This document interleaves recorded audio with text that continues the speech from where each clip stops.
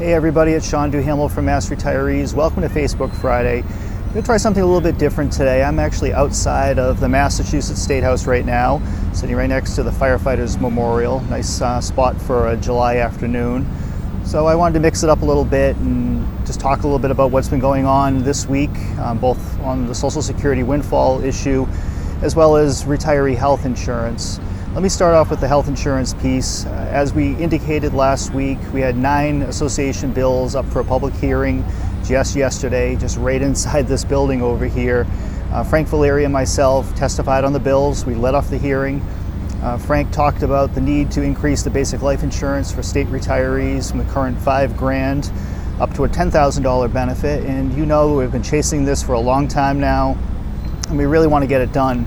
It's been since 1985 was the last time that we saw any increase in the basic life benefit, and it just hasn't kept up with inflation. It is not doing the purpose that it was intended for. So that's amongst our top priorities here in Massachusetts this year.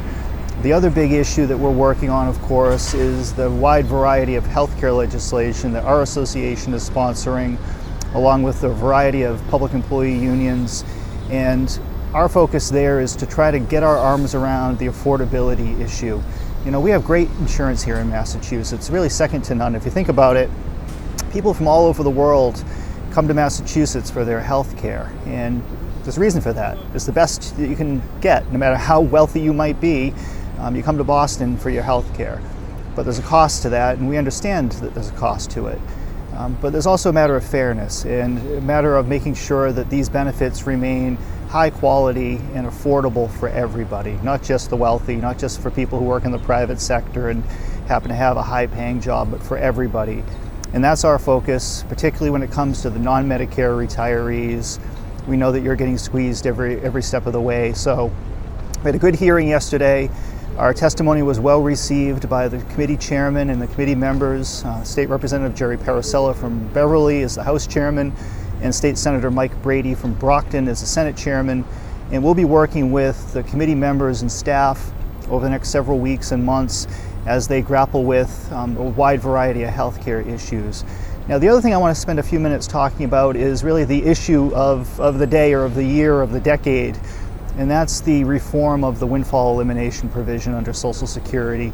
And you know that we've been working on this for a really, really long time. It's a source of great frustration, great amount of anger and angst for a lot of members and for us. All of us on the staff, nobody is happy that we're still here in 2019 talking about a problem that quite honestly should have been resolved decades ago. I think everyone agrees on that point.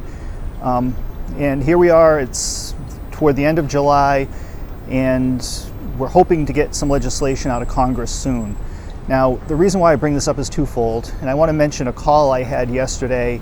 The gentleman's name is John. He's been a member of our association for about 15, 16 years. He retired from a municipality west of Boston about 17 years ago. Him and his wife are in their late 70s at this point. He receives a very modest pension from the community that he retired from after 20 some odd years of service, so a career working for this community.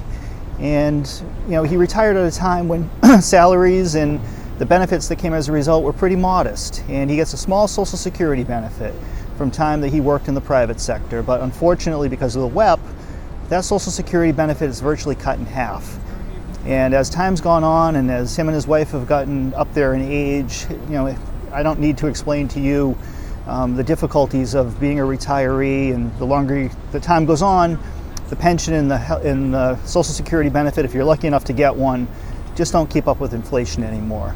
And it's calls like that, as difficult as they are, they remind all of us in the office of just how important it is, the work that we're doing to try to change this for you. And where we're at this point is we still don't have a bill. The bill could be coming any day now. We are very close. The hang up, or the complication, is what happens to folks in the future. Now, for current retirees, it's going to be relatively straightforward, we believe. And that if you're a current retiree and you're impacted by the WEP, if we're successful in getting this changed, you'll begin to receive a little bit more money every month. A piece of what has been taken away from you because of the WEP is going to be restored. Again, if we're successful. But the big question in what Congress and groups like Mass Retirees and the Texas Retired Teachers and other organizations around the country, both public sector and private sector groups like AARP, for instance, what we're all grappling with is, what do we do about folks in the future? How do we change the benefit for those folks that's both fair and affordable going forward? Now, unfortunately, back in the early 80s, in 1983, when this law was created, the congressmen back then, it appears that they really didn't worry about what was going to take place 40 years in the future. And here we are now 36 years later trying to figure this out and trying to fix the mistake that was made back in 1983. And it would be irresponsible to rush something through just for the sake of doing it that might not even have the votes to pass, but just for the sake of getting it done and creating a bigger problem for other folks.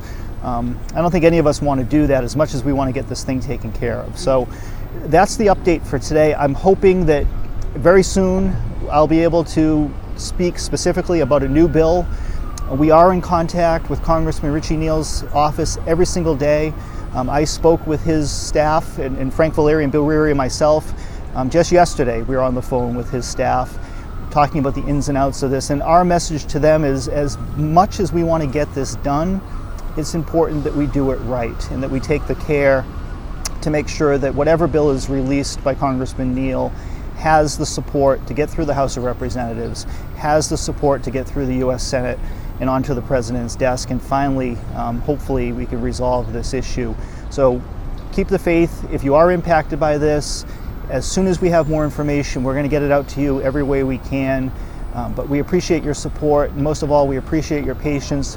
And for members like John who have taken the time to call and to write and send emails or comment in the section below here, thank you. We hear you. We're doing all we can to resolve this for you.